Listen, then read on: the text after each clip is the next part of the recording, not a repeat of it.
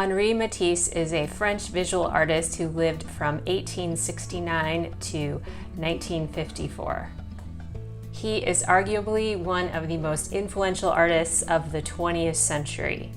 Early on, he was known for creating colorful, impressionistic paintings. He painted a variety of still lifes and landscapes.